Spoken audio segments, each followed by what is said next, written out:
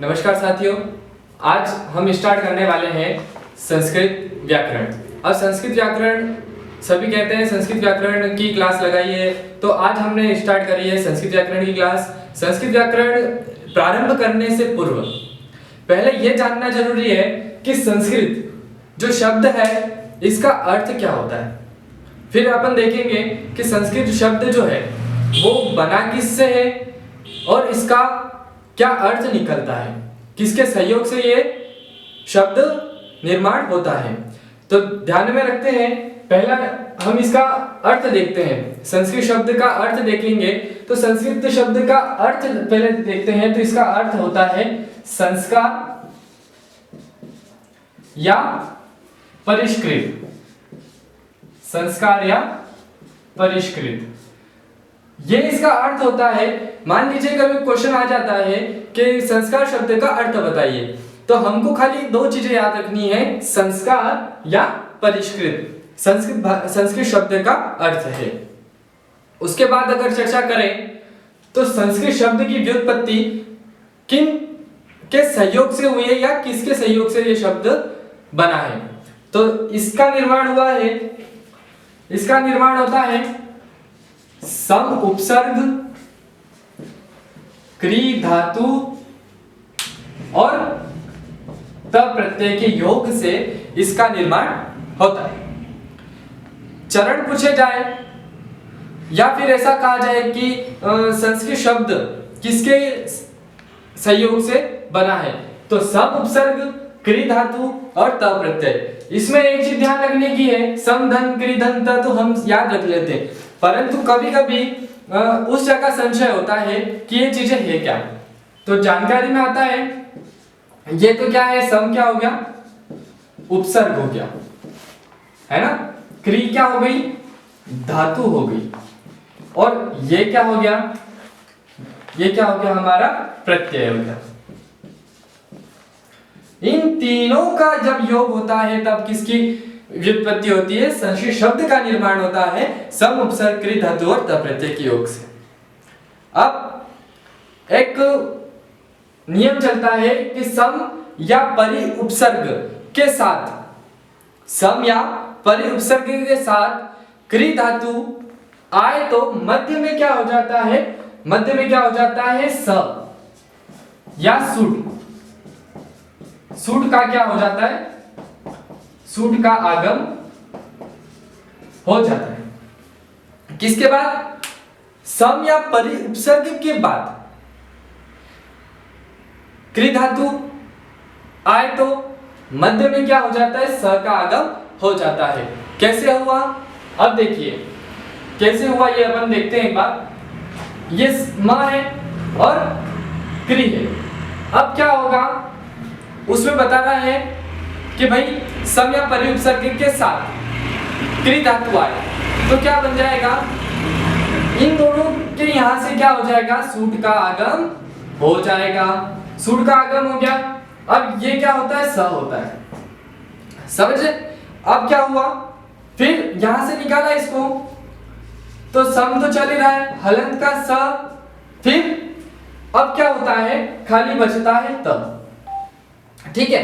फिर ये यहां से निकाला और सम उपसर्ग स धातु, सम उपसर्ग हो गया था।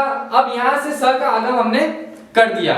उसके बाद यहां से हमको क्या लेना है, खाली क्री लेना है और बचा तब। अब जब इनको जोड़ा जाएगा, है ना, तो उसके बाद क्या बनेगा, सम तो क्या हो गया, अनुस्वार में हो जाएगा परिवर्तन। तो सम आधा स है ही है, कोई व्यंजन तो जोड़ नहीं रहा है ताकि स्वर पूरा हो, तो आधा स्व आधा स का स रह जाएगा और क्री का क्री, त का त। ये हमारा क्या हो गया, संस्कृत शब्द का निर्माण हो गया। तो साथियों ये चीज जानकारी में रखनी आवश्यक है कि संस्कृत शब्द का निर्माण किस प्रकार से हुआ, संस्कृत शब्द का अर्थ क्या होता है और संस्कृत जो है उसमें किसका आगम होता है। आगे की चर्चा करें तो संस्कृत भाषा को और किन नामों से जाना जाता है उसके बारे में देखते हैं। तो संस्कृत जो है ना, संस्कृत जो है वो क्या है?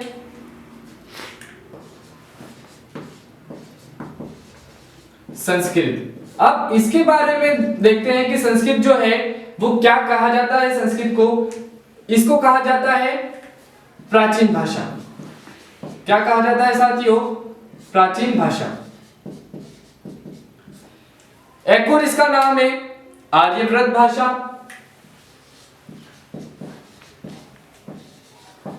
आर्यव्रत भाषा। और एक और इसका नाम सबके दिमाग में फिट है कि क्या है? ये जो भाषा है प्राचीन भाषा है ही है। जब प्राचीन भाषा है तो इसके बाद ही सभी भाषाएं आई है, तो क्या हो जाएगा? ये सभी भाषाओं की जननी भी कहा जाता है। सभी भाषाओं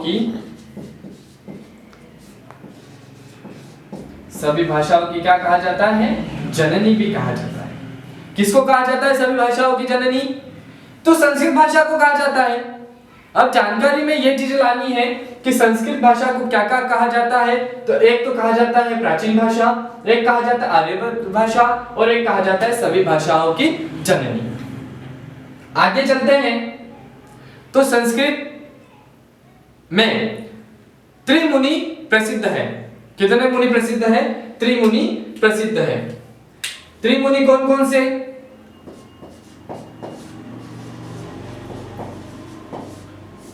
जब त्रिमुनि की चर्चा करें तो त्रिमुनि में सर्वप्रथम नाम आता है, हमारे सबके माइंड में एक ही बात है, कौन है? तो पाणिनि जी।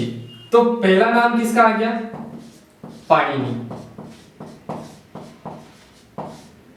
इन्होंने कौन सा ग्रंथ लिखा? तो इन्होंने ग्रंथ लिखा अष्टाध्यायी। कौन सा ग्रंथ लिखा साथियों? अष्टाध्यायी।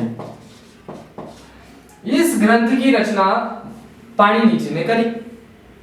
दूसरे मुनि आते हैं वररुचि कात्यायन या कात्यायन वररुचि, है ना? ये नाम आपने सुना होगा, कात्यायन या वररुचि। इन्होंने लिखा है वार्तिक। इन्होंने किसकी रचना करी? वार्तिक की रचना करी। और तीसरे नंबर पे आते हैं पतंजलि। इन्होंने लिखा है महाभाष्य। क्या लिखा साथियों? महाभाष्य लिखा। तो संस्कृत के तीन मुनि जिनको कहा जाता है तो महर्षि पाणिनि जी और कात्यायन वररुचि और एक और कौन हो गए? पतंजलि। अब तीन मुनियों ने जो ग्रंथ की रचना करी, तो पाणिनि जी ने किसकी रचना करी? अष्टाध्यायी की। कात्यायन वररुचि ने किसकी करी? वार्तिक की। और पतंजलि ने किसकी करी? महाभाष्य की करी। इन्होंने ग्रंथ की रचना कर ली। अब इतना हम जब कंप्लीट कर लेते हैं तो उसके बाद स्टार्ट होते हैं महर्षि पाणिनि जी द्वारा जो रचित है ना? इन्होंने क्या करा? इन्होंने भगवान शिव की आराधना करी और भगवान शिव की आराधना करने से भगवान शिव प्रसन्न हुए। और प्रसन्न होने के बाद भगवान शिव इनकी भक्ति से प्रसन्न हुए। तो प्रसन्न होने के बाद उन्होंने क्या किया? नृत्य किया। और नृत्य किया तो साथियों डमरू का उन्होंने वादन भी किया। वादन जब किया उन्होंने तो उस डमरू से कुछ ध्वनियां निकली, जिसको किसने ग्रहण किया? पाणिनि जी ने ग्रहण किया। पाणिनि जी ने जब ग्रहण किया तो उस ध्वनि से जो भी इन्होंने ध्वनि ग्रहण करी उससे 14 माहेश्वरी सूत्रों का निर्माण पाणिनि जी ने किया। तो आप अगली हेडिंग डालिए, वो है माहेश्वरी सूत्र। उसको कहा जाए प्रत्याहार सूत्र, उसको कहा जाए संस्कृत व्याकरण, सभी एक ही चीज है। तो आप हेडिंग डालिए माहेश्वरी सूत्र। क्या हेडिंग डालनी है? माहेश्वरी सूत्र। एक बार मैं आपके सामने उसको बोल देता हूं, माहेश्वरी सूत्र 14 थे, कौन कौन से थे, तो आपकी जानकारी में एक बार मैं रख देता हूं, उसके बाद हम अपने बोर्ड पे उसको उतारेंगे।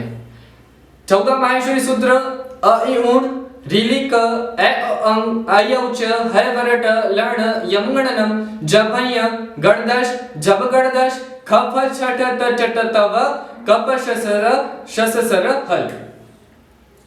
कपय शससर हल मतलब ये 14 माहेश्वरी सूत्र किसने दिए?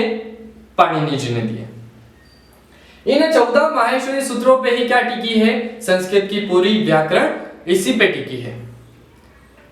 इसी में हमको पता चलेगा कौन सा अंतस्थ वर्ण है, कौन सा ऊष्म वर्ण है, कौन सा स्वर है, कौन सा व्यंजन है।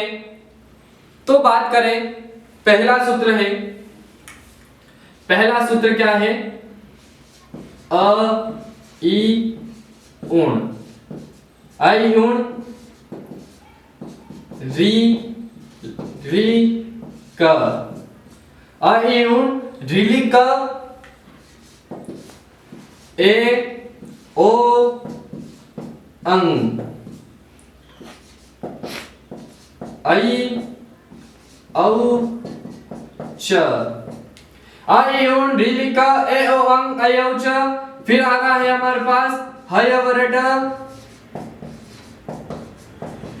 हय वरट लण।